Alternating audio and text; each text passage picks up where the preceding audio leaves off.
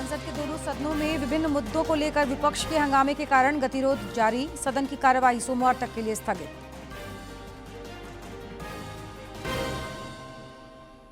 भगवान बिरसा मुंडा के वंशज मंगल मुंडा का असामयिक निधन। राष्ट्रपति, प्रधानमंत्री, राज्यपाल और मुख्यमंत्री सहित विभिन्न दलों के नेताओं ने जताया शोक।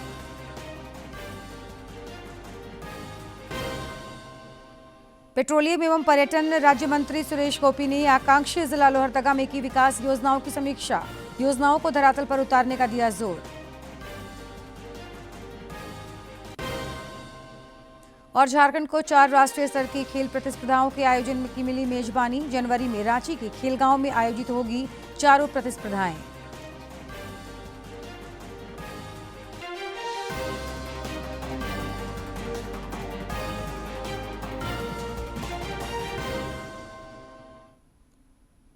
नमस्कार, खबरें झारखंड में आपका स्वागत है। मैं हूं जयलक्ष्मी और अब समाचार विस्तार से। संसद के दोनों सदनों में आज शीतकालीन सत्र के लगातार चौथे दिन भी व्यवधान जारी रहा। एक प्रमुख व्यापारिक समूह के खिलाफ कथित रिश्वत के आरोपों सहित विभिन्न मुद्दों पर विपक्ष के विरोध के कारण लोकसभा और राज्यसभा की कार्यवाही सोमवार तक के लिए स्थगित कर दी गई। राज्यसभा में जब आज सुबह सदन की बैठक शुरू हुई तब सभापति जगदीप धनखड़ ने एक प्रमुख व्यापारिक समूह के खिलाफ कथित रिश्वत के आरोपों और अन्य मुद्दों पर चर्चा की मांग करने वाले विपक्ष के स्थगन प्रस्ताव को खारिज कर दिया। उधर लोकसभा की कार्यवाही शुरू होते ही कांग्रेस, डीएमके, समाजवादी पार्टी और अन्य विपक्षी सदस्यों ने नारेबाजी शुरू कर दी। प्रश्नकाल सुचारू रूप से चलने देने की अध्यक्ष ओम बिरला की अपील के बावजूद हंगामा जारी रहा। उन्होंने व्यवधान पर चिंता व्यक्त करते हुए कहा कि जनता चाहती है कि सदन की कार्यवाही सुचारू रूप से चले। शोर शराबे के बीच अध्यक्ष ने सदन की कार्यवाही स्थगित कर दी। is being weaponized as a mechanism of disruption and disruption from our normal working. There are very senior members. This cannot be appreciated. I express my deep anguish. We are creating a very bad precedent. We are dishonoring the people of this country. We are not coming up to the expectations. Our actions are not people-centric. They are to absolute public distaste. प्रधानमंत्री Narendra Modi police महानिदेशक और police महानिरीक्षकों के सम्मेलन में भाग लेने के लिए आज ओडिशा पहुंचे। वे कल और परसों सम्मेलन में भाग लेंगे। आज ओडिशा की राजधानी भुवनेश्वर पहुंचने पर प्रधानमंत्री ने भाजपा कार्यकर्ताओं की सभा को संबोधित किया। उन्होंने कहा कि जनता को हमेशा सतर्क रहने की जरूरत है। विपक्ष पर प्रहार करते हुए उन्होंने कहा कि सत्ता के भूखे लोग सिर्फ झूठ बोलते आए हैं। इनका एकमात्र मकसद देश की जनता को गुमराह कर सत्ता पर कब्जा करना है।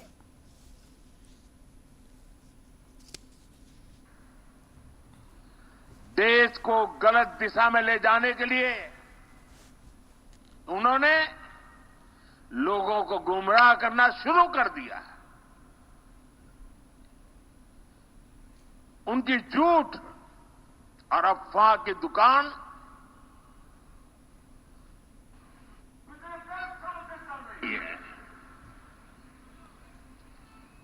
अब उन्होंने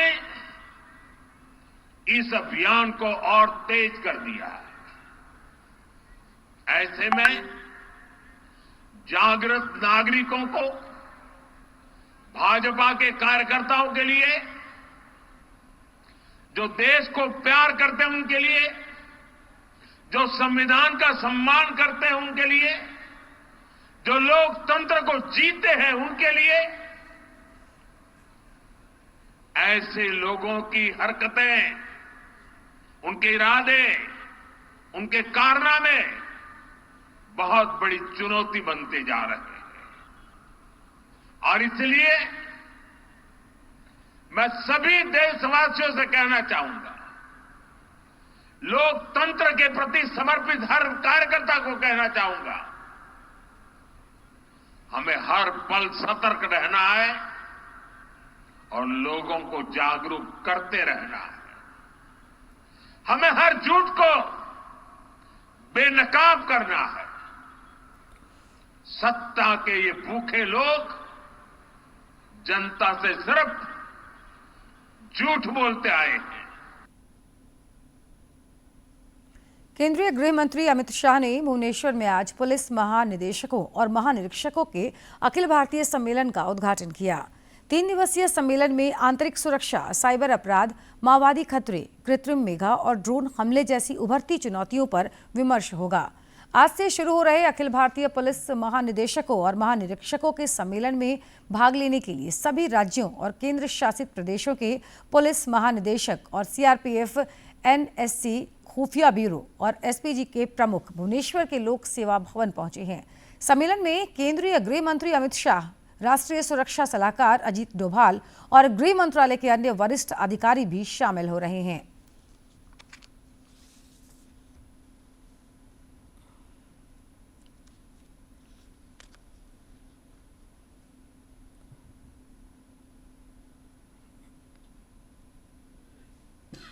धरती आबा बिरसा मुंडा के वंशज मंगल मुंडा का कल रिम्स में इलाज के दौरान निधन हो गया। पिछले 25 नवंबर को सड़क दुर्घटना में वे गंभीर रूप से घायल हो गए थे। इसके बाद उन्हें रांची के रिम्स अस्पताल में भर्ती कराया गया। उनकी देखभाल के लिए रिम्स ने 3 डॉक्टरों की विशेष टीम बनाई थी, जिसमें न्यूरो सर्जरी विभाग के प्रमुख doctor Anand Kumar, critical care विभाग के प्रमुख डॉक्टर प्रदीप भट्टाचार्य और सर्जन डॉक्टर अजय कुमार शामिल थे। पीएमओ से लेकर मुख्यमंत्री तक की नजर उनके इलाज पर थी। मुख्यमंत्री ने रिम्स जाकर उनके अच्छे इलाज के निर्देश भी दिए थे।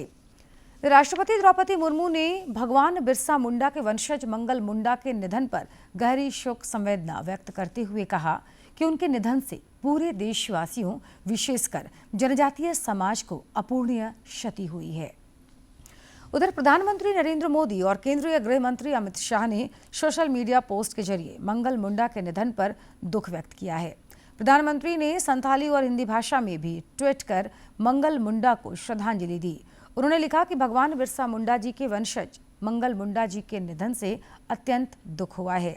उनका जाना उनके परिवार के साथ ही झारखंड के जनजातीय समाज के लिए भी अपूरणीय क्षति है। शोक की इस घड़ी में ईश्वर उनके परिजनों को संबल प्रदान करे। इधर मुख्यमंत्री हेमंत सोरेन ने आज रिम्स में दिवंगत मंगल मुंडा के पार्थिव शरीर पर पुष्प चक्र अर्पित कर उन्हें भावभीनी श्रद्धांजलि दी। उन्होंने शोक संतप्त परिजनों से मुलाकात कर संवेदना प्रकट करते हुए उन्हें सांत्वना दी। मुख्यमंत्री ने दिवंगत मंगल मुंडा के परिजनों को राज्य सरकार की ओर से हर संभव मदद का भरोसा दिलाया।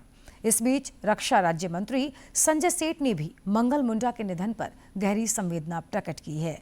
उन्होंने कहा कि उनका जाना झारखंड सहित पूरे जनजातीय समाज के लिए अपूरणीय क्षति है।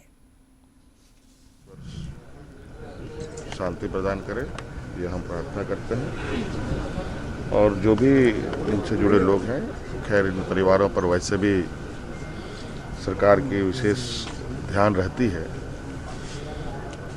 और जो भी सहायता होगा, जो भी सहयोग होगा सरकार की तरफ से, उनको सारा उपलब्ध कराया जाएगा, मुहैया कराया जाएगा। पेट्रोलियम एवं पर्यटन राज्य मंत्री सुरेश गोपी ने आज आकांक्षी जिला लोहरदगा में अधिकारियों के साथ बैठक कर केंद्रीय योजनाओं की समीक्षा की। इस दौरान उन्होंने केंद्र सरकार से योजना मद में मिली राशि के व्यय का आकलन किया और अधिकारियों को योजनाओं को धरातल पर उतारने का निर्देश दिया। बैठक में उपायुक्त के अलावा सभी विभागों के अधिकारी मौजूद थे। बैठक के बाद श्री गोपी ने किस्को प्रखंड का दौरा कर केंद्र सरकार द्वारा संचालित योजनाओं का जायजा लिया। इस बीच श्री गोपी ने कहा कि केंद्रीय योजनाओं के कार्यान्वयन के लिए उन्होंने अधिकारियों को सख्त निर्देश दिए हैं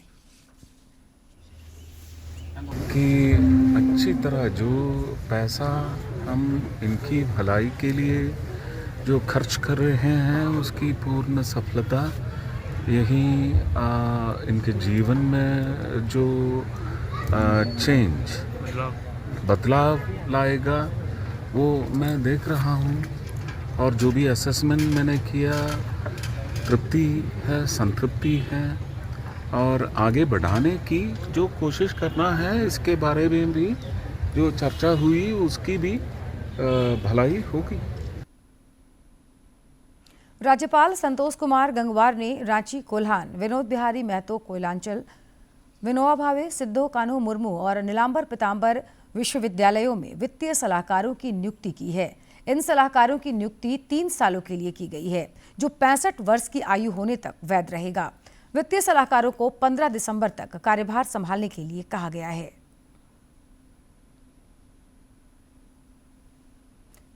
एक भारत श्रेष्ठ भारत के तहत उत्तराखंड में आयोजित युवा संगम में भाग लेने के लिए राज्य के विभिन्न शिक्षण संस्थानों से चयनित 45 छात्र छात्राओं का एक दल आज IIT ISM धनबाद से रवाना किया गया।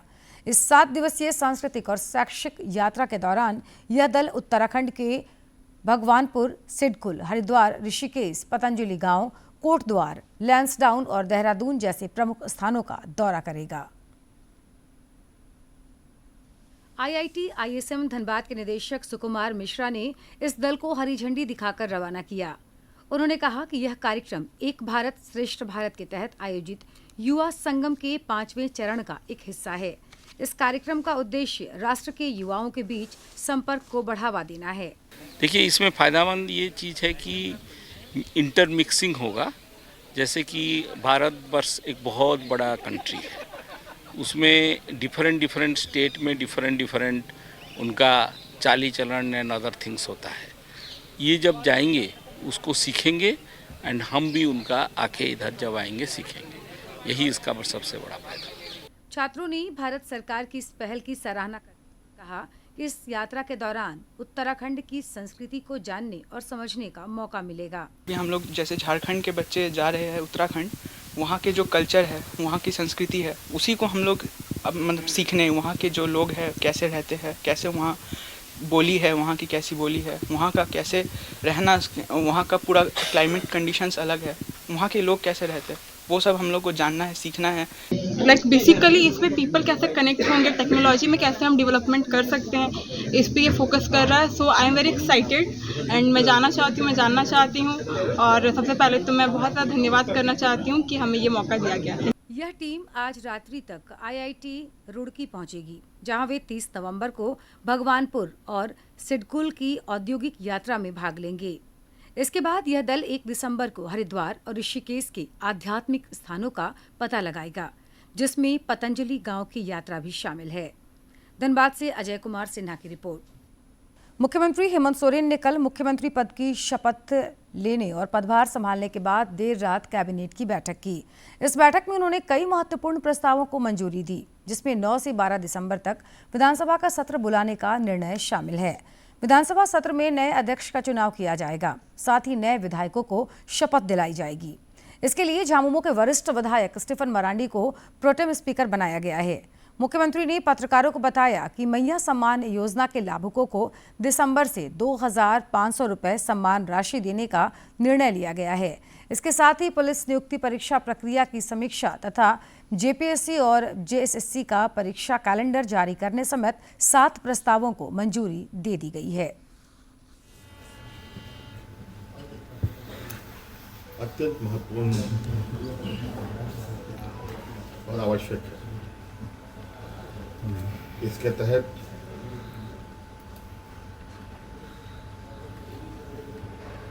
राज्य के गरीब गुरुआ लोगों को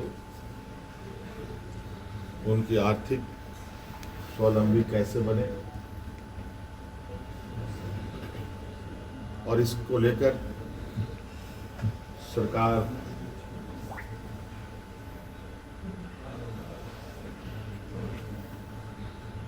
को अपनी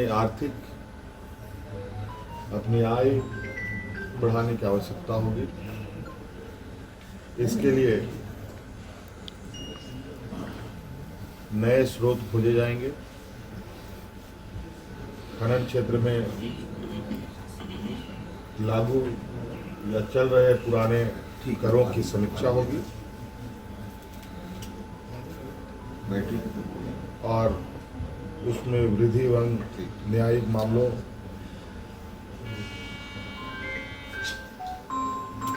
जो लंबित है उन सबको त्वरित गति से खत्म किया जाएगा।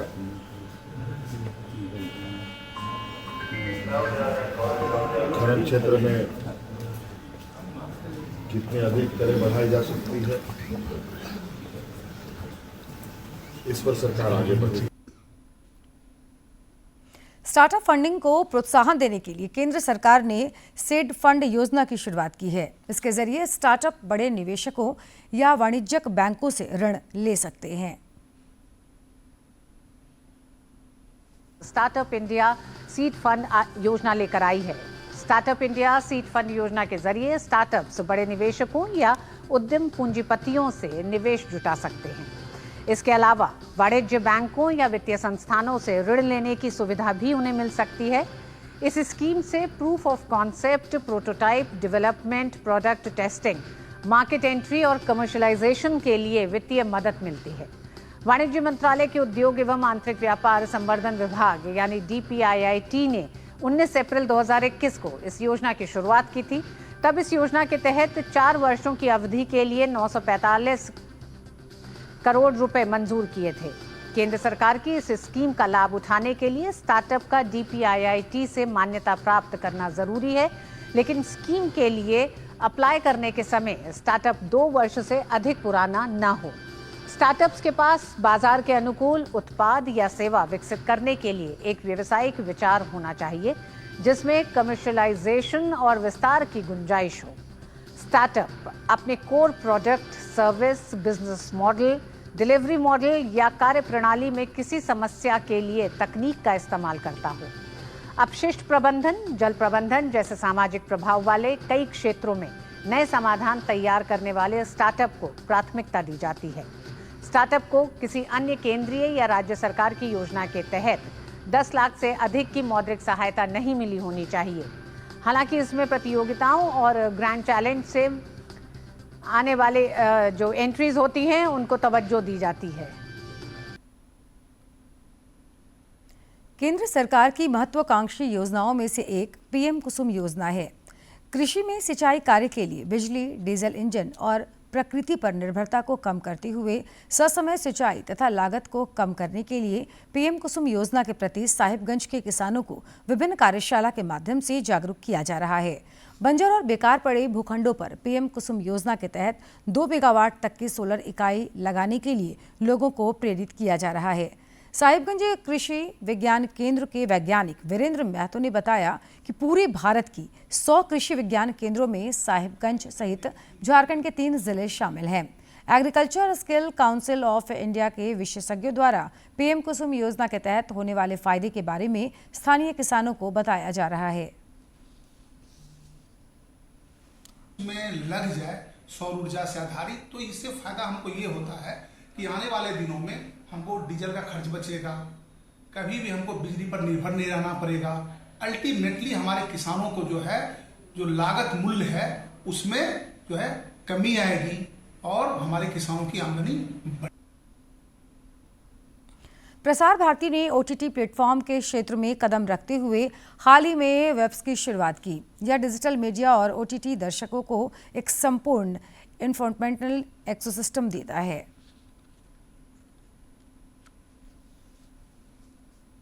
देश के सार्वजनिक प्रसारक दूरदर्शन के OTT प्लेटफॉर्म के क्षेत्र में कदम रखते हुए हाल ही में वेव्स की शुरुआत हुई है। यह डिजिटल मीडिया और OTT दर्शकों को एक संपूर्ण इंफोटेनमेंट इकोसिस्टम देता है। अगर आपको भी चाहिए फ्री में शानदार कंटेंट तो आज ही डाउनलोड करें। QR कोड के जरिए भी वेव्स ऐप डाउनलोड की जा सकती है। तो प्रसार भारती का नया OTT प्लेटफॉर्म वेव। गोवा में चल रहे 55वें भारतीय अंतर्राष्ट्रीय फिल्म महोत्सव का कल भव्य समापन हो गया। महोत्सव का प्रतिष्ठित स्वर्ण मयूर पुरस्कार सोले बेलवाइट निर्देशित फिल्म टॉक्सिक को प्रदान किया गया। इस दौरान लेवा रोपैकाइट और वेस्टा माटुलाइट को संयुक्त रूप से सर्वश्रेष्ठ अभिनेत्री का पुरस्कार दिया गया। सर्वश्रेष्ठ अभिनेता का पुरस्कार क्लेमेंट फेवॉक को मिला। वहीं विक्रांत मैसी को वर्ष की भारतीय फिल्म शख्सियत के रूप में सम्मानित किया गया। सितारों से सजे समारोह के साथ हुआ 55वें इफ्फी का समापन, जहां कहानी कहने की कला और वैश्विक सिनेमा की भावना का जश्न मनाया गया। 75 देशों की 200 से अधिक फिल्में, उद्योग के दिग्गजों द्वारा मास्टर क्लास और प्रेरक पैनल चर्चाओं के साथ इस वर्ष इफ्फी ने सिनेमा के बढ़ते प्रभाव को पहचाना। गोवा के मुख्यमंत्री प्रमोद सावंत, सूचना एवं प्रसारण मंत्रालय में सचिव संजय जाजू समेत कई गणमान्य अतिथियों ने इफ्फी 2024 के समापन समारोह में शिरकत की। this time it's a festival of the industry, for the industry, but this time with Shekhar Kapoor ji here, we made it by the industry possible. So this festival truly exemplifies the best in the industry, and believe me, all these are the moments which we want to cherish. These are the moments we want to live, and it's great that we have been able to do it. We have the future here. Future is now, sitting right here, and I think this is what makes this festival big. The biggest thing is the film bazaar. All of you would agree that this has been the biggest film bazaar, and thanks to Government of Goa for being such a great supporter of entertainment. Truly, Goa is the entertainment capital of our country. Thanks to the Honorable Chief Minister.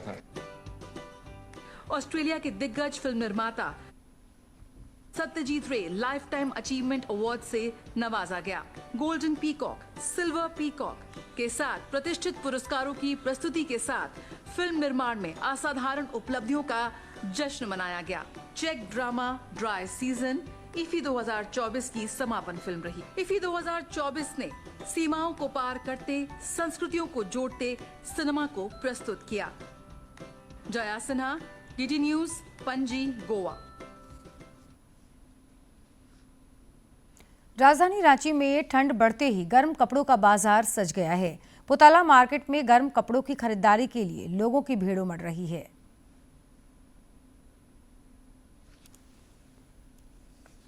Bharat Tibet समन्वय संघ की राष्ट्रीय महिला अध्यक्ष ने बताया कि हम लोग 54 वर्षों से रांची में गर्म कपड़ों की दुकान लगा रहे हैं।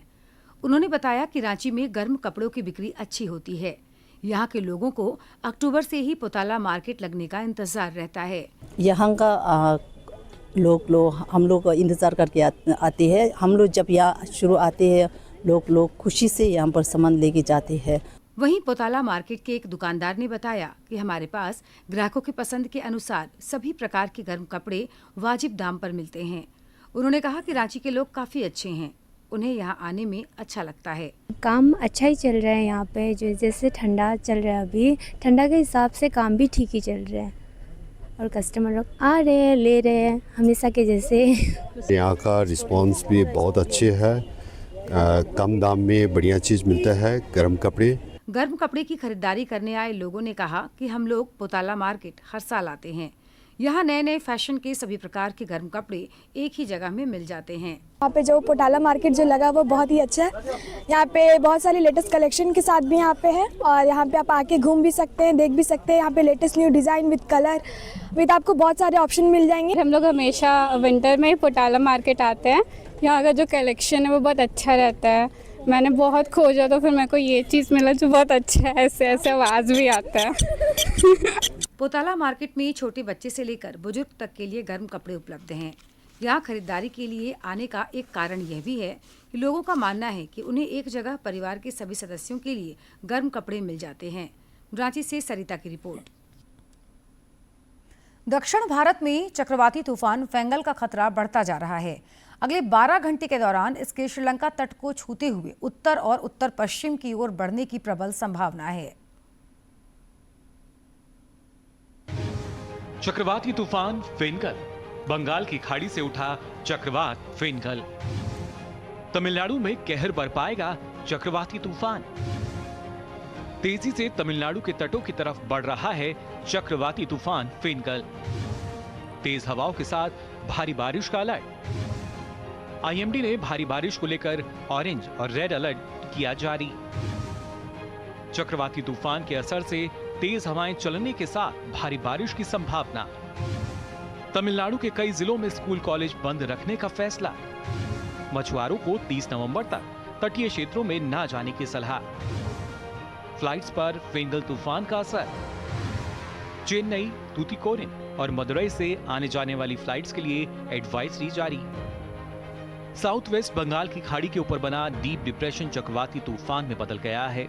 भारतीय मौसम विभाग के अनुसार अगले 2 दिन में चक्रवाती तूफान फेंगल श्रीलंका तट से सटे तमिलनाडु के तटों की तरफ नॉर्थ वेस्ट की दिशा में बढ़ेगा। आईएमडी के मुताबिक इस दौरान 75 से 80 किलोमीटर प्रति घंटे की रफ्तार से तेज हवाएं चलेंगी।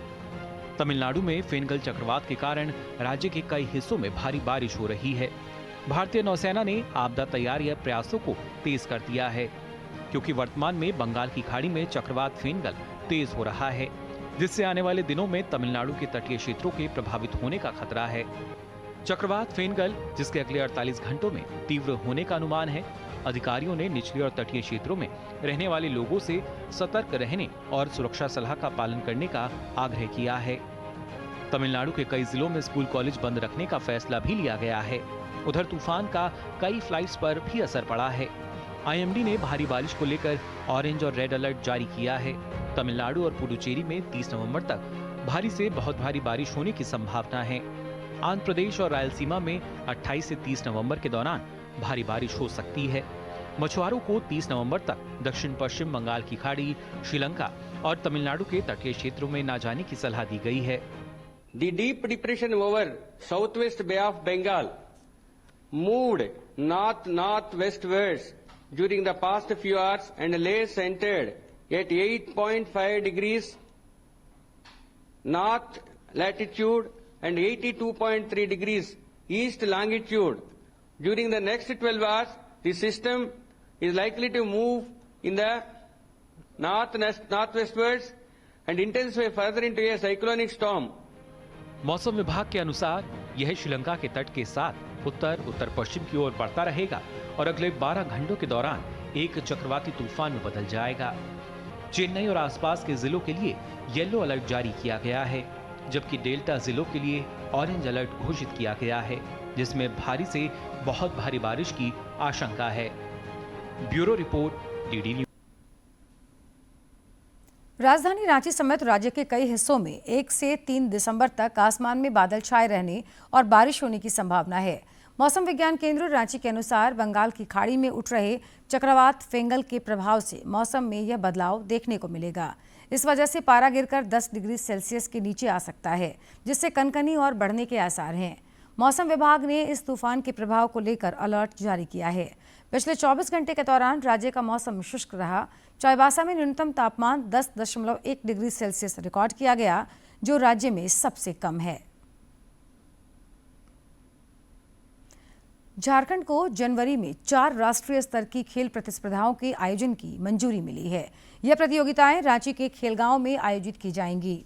SGFI की जिन प्रतियोगिताओं की मेजबानी झारखंड को मिली है, उनमें अंडर 19 और अंडर 14 बालक बालिका वर्ग एथलेटिक्स, अंडर 19 बालक बालिका वर्ग टेनिस, अंडर 14, 17 और 19 बालक बालिका वर्ग ट्रैक साइकिलिंग और अंडर 19 बालक बालिका वर्ग हॉकी प्रतियोगिता शामिल है। इन प्रतियोगिताओं में देश के विभिन्न राज्यों एवं संघों की 45 टीमें भाग लेंगी। SGFI राष्ट्रीय स्कूल खेल प्रतियोगिता की मेजबानी को लेकर राज्य सरकार के स्कूली शिक्षा एवं साक्षरता विभाग ने तैयारी शुरू कर दी है। और खबरों के अंत में एक नजर मुख्य समाचार पर।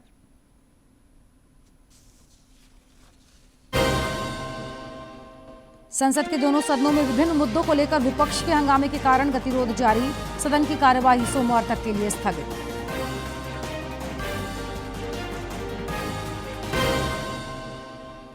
भगवान बिरसा मुंडा के वंशज मंगल मुंडा का असामयिक निधन। राष्ट्रपति, प्रधानमंत्री, राज्यपाल और मुख्यमंत्री सहित विभिन्न दलों के नेताओं ने जताया शोक।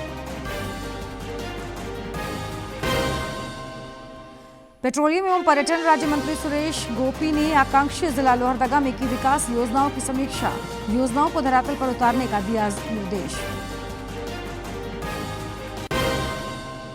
और झारखंड को 4 राष्ट्रीय स्तर की खेल प्रतिस्पर्धाओं के आयोजन की मिली मेजबानी। जनवरी में रांची के खेलगांव में आयोजित होगी 4 प्रतिस्पर्धाएं।